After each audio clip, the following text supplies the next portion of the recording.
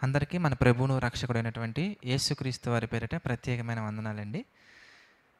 ప్రియులారా, లోకం కొన్ని డెఫినిషన్స్ ఇవ్వటం వల్ల ఆ డెఫినిషన్స్‌లోనే మనం ఆలోచిస్తూ వాటి ప్రకారంగా నడుచుకునే ప్రయత్నంలో చాలామంది దేవునికి చాలా దూరం అయిపోతుంటారండి.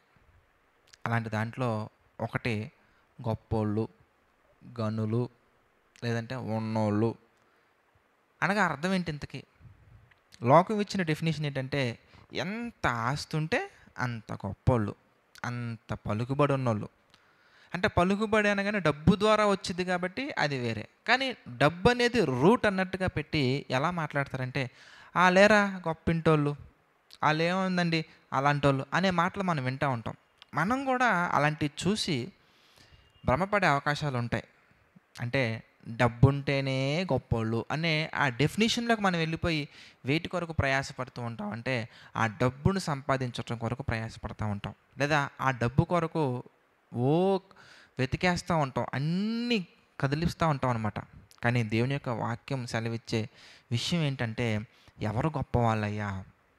గొప్పవాళ్ళు ఎవరు ఇంతకీ? అనగానే డబ్బు సంపాదించినటువంటి వాళ్ళైతే కాదు అని వాక్యం సెలవిస్తుందండి. ఎవరు గొప్పవాళ్ళు ఇంతకీ?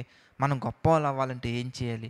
ఏవండి, డబ్బులు సంపాదిస్తే ఈ లోకంలో మనం గొప్పవాళ్ళుగా పిలువబడొచ్చు. లోకం చేత గొప్పగా మనం మెప్పులు పొందవచ్చు. అఫ్‌కోర్స్ ఆ డబ్బులన్నీ పోయాయి అనుకోండి, ఆటోమేటిక్‌గా పొగిడినటువంటి వాళ్ళే పిచ్చోళ్ళు అంటారు మనల్ని. అది వేరే విషయం పక్కనెట్టండి.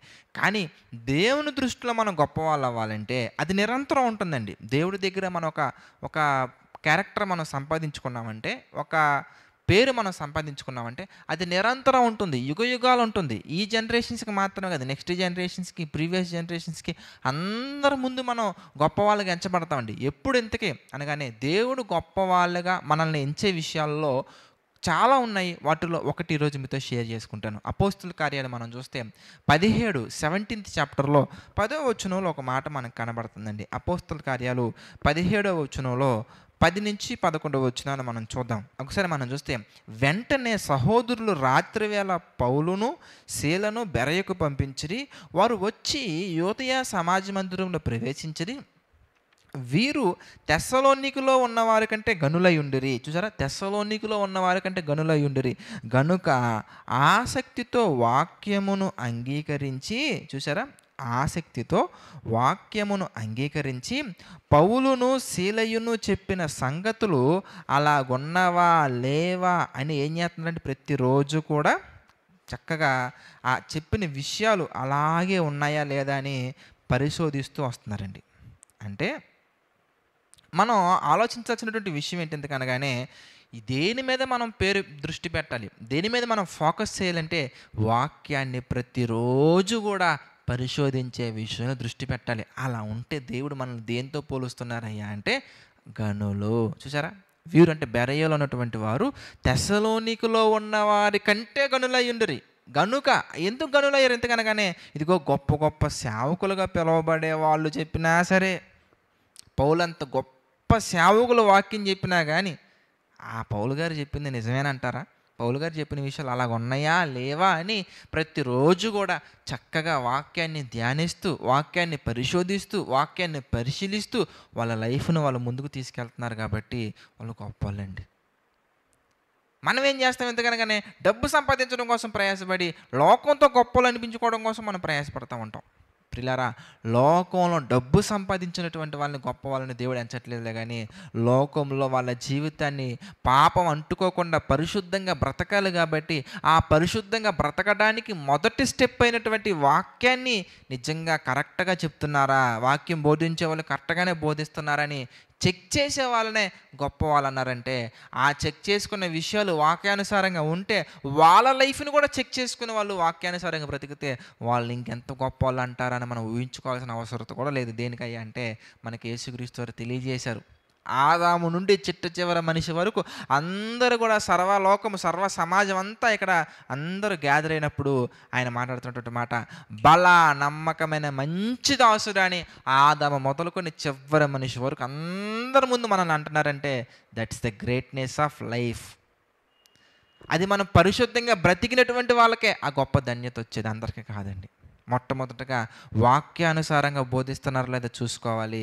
ఆ వాక్యానుసారంగా బోధింపబడిన విషయాలను మన జీవితం వాక్యానుసారంగా ఉందో లేదో పరీక్షించుకోవాలి. ఇలా పరీక్షించుకొని మన జీవితాన్ని సరిదిద్దుకొని మనం వెళ్ళగలిగినట్లయితే గనక మనం దేవుని చేత గొప్పవారిగా ఎంచబడతామండి. అందుకే సామెతల గ్రంథంలో ఒక మాట మనకు కనబడుతుంది. ఒకసారి మనం చూద్దాం. సామెతల గ్రంథం మనం చూస్తేనండి 23వ అధ్యాయం మనం చూద్దాం. సామెతల గ్రంథము 23వ అధ్యాయం మనం చూస్తే 4వ వచనం నుంచి మనం చూద్దామండి.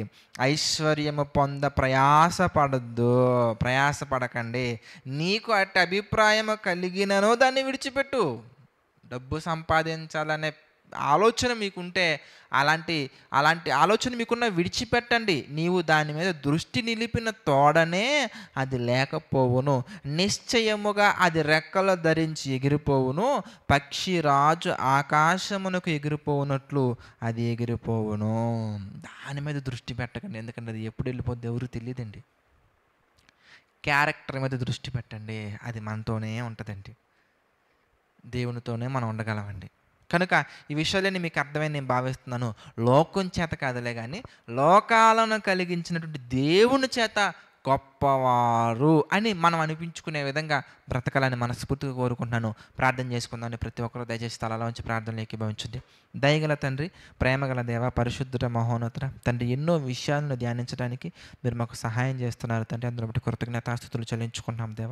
తండ్రి, ఈ డివోషన్స్ ద్వారా ఎంతమందినైతే తండ్రి మీరు బలపరుస్తున్నారో వారందరి బట్టి కృతజ్ఞతాస్తుతులు చెల్లించుకున్నాం తండ్రి. ప్రభా, డివోషన్స్ తండ్రి అనేక మందికి షేర్ చేస్తున్న ప్రతి కుమారుని ప్రతి కుమార్తెను తండ్రి మీ చిత్త ప్రకారం జ్ఞాపకం చేసుకోండి తండ్రి. ప్రతి ఒక్కరు తండ్రి ఎలాంటి సమస్యలతో ఉన్నారో నాకైతే తెలియదు ప్రభా. తండ్రి, ఆర్థిక, ఆరోగ్య, మానసిక సమస్యలలో తండ్రి కృంగిపోతున్న ప్రతి బిడ్డను తండ్రి మీరు జ్ఞాపకం చేసుకోండి. మీ కృపలో బలపరచండి, మీ చిత్త ప్రకారం నడిపించండి తండ్రి. మీ నామ మహిమార్థమే తండ్రి దీవించండి ప్రభా. ఈ యొక్క పరిచర్ను కూడా మీరు జ్ఞాపకం చేసుకుని తండ్రి మీ చిత్త ప్రకారంగా ప్రభా దీవించండి ప్రభా. మీ యొక్క ఆలోచనలు తండ్రి నడిపించండి తండ్రి. దీనుడైన నా ద్వారా తండ్రి ఎన్నో కార్యక్రమాలు జరిపిస్తున్నందుకు తండ్రి కృతజ్ఞతాస్తుతులు చెల్లించుకుంటున్నాం దేవా. తండ్రి, మీ చిత్తమైతే ఇంకొన్ని బలంగా తండ్రి నడిపించండి, ఇంకొన్ని బలంగా తండ్రి దీవించండి, బలపరచండి తండ్రి. సమస్త మహిమ, ఘనత, ప్రభావాలు తండ్రి మీకే చెల్లించుకుంటూ ప్రతి ఒక్కటి తండ్రి మీ చిత్త ప్రకారంగా జరిగించమని నడిపించమని వేడుకుంటూ మా ప్రభువును రక్షకుడైనటువంటి యేసుక్రీస్తు వారి పేరిట ఈ ప్రార్థనను అడిగి వేడుకొనిచున్నాము తండ్రి. ఆమెన్. అందరికీ వందనాలండి. God bless you all.